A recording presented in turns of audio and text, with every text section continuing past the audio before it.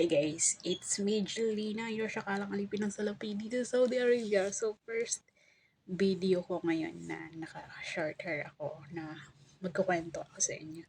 Pero hindi yung paggugupit ko sa buko yung kukwento ko sa inyo. So may kaganapan kasi kanina na nangyari na parang medyo napika na naman ako at muntik na naman, nagpagting na naman yung tenga ko at muntik umiral yung pagiging pilosopo natin. So, eto yon. Kasi 'di ba, medyo pagod pa ako kasi kakauwi ko lang galing do'n sa isang bahay ng anak niya. Kasi nga na-hospital siya, na-confine yung matanda ang tinutukoy ko. Na-confine siya tapos 1 week, halos 5 days siya sa hospital, 4 days. Kakauwi niya lang nung Friday, ay kakalabas niya lang ng Thursday ng hapon. So kakauwi ko lang din nun. And then, ngayon aalis na naman kami sa Monday.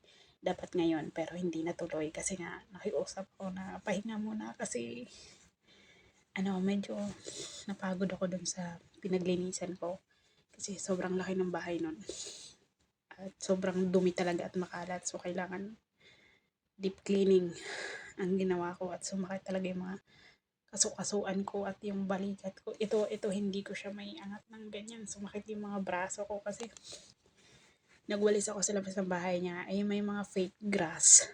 Tapos maraming pusa kasi doon sa area nila. So yung mga ibon na nahuhuli nila, nakakain nila yung, alam mo yung mga balahibo na maputi. Ang hirap walisin. Tapos nung nagwawalis ako is medyo mahangin.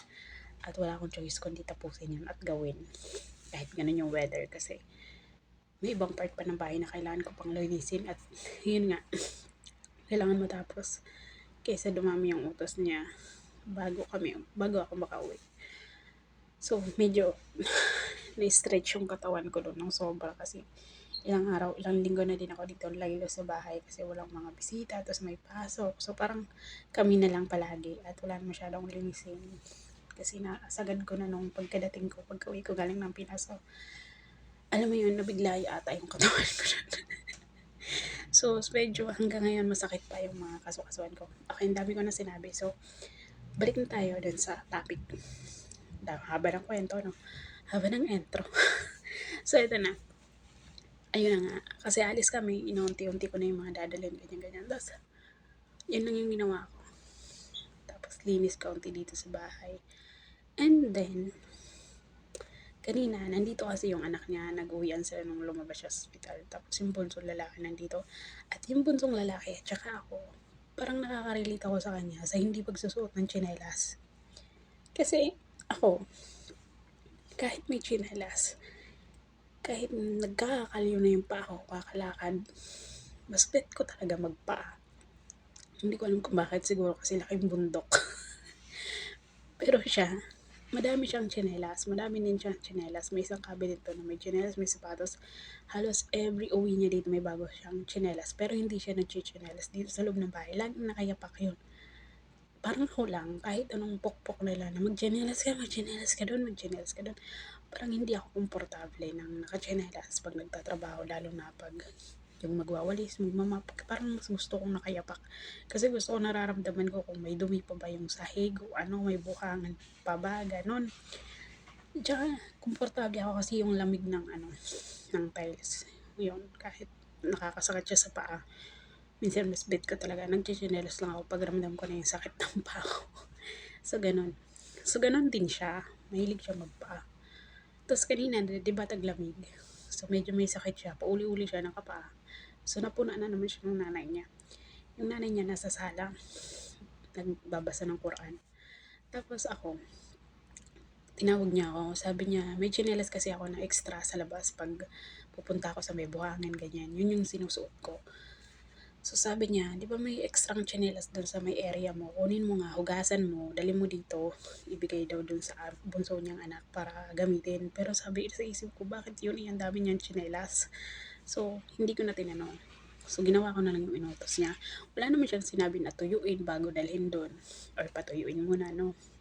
So, ako naman, hinugasan ko, brainash ko, syempre. Galing sa labas yun. So, nung hinugasan ko, pinagpag ko siya kasi dadaling nga doon, malamang tutulo.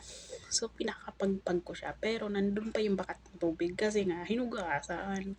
So, eto na. Bit-bit ko siya papunta doon. nakita ng matanda, tinitingnan niya ako habang naglalakad. Tapos sabi pa naman niya, "Basa?" Tanong siya, "Basa? Basa?" Sabi niya gano'n, basa daw yung tsinelas. Pero Arabic yung salita, sabi niya gano'n. Tapos sa isip ko, parang gusto ko siyang sagutin na, "Hinugasan 'te ba? Malamang basa."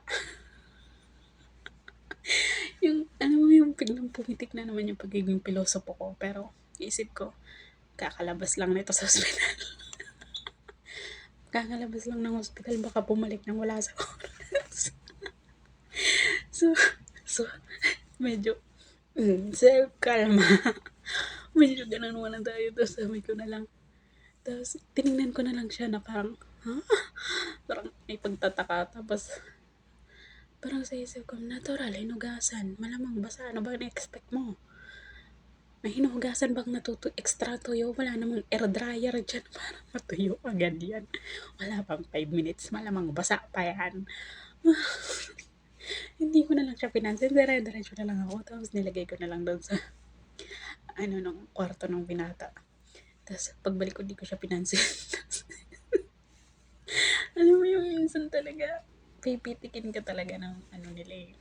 Kasi ganyan sila. Alam na nila, nakikita na nila. Itatanong pa din nila.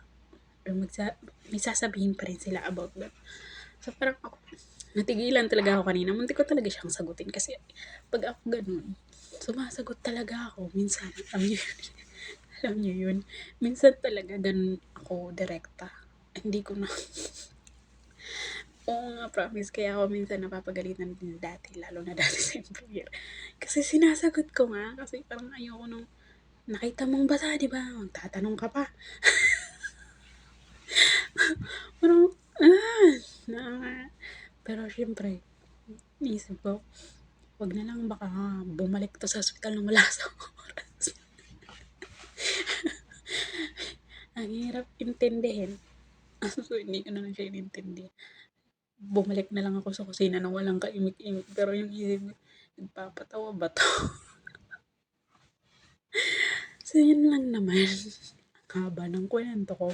Shinare ko lang kasi imbes na stress ako, itawa na lang natin. So, yun lang. Peace out. Thank you for watching. Bye!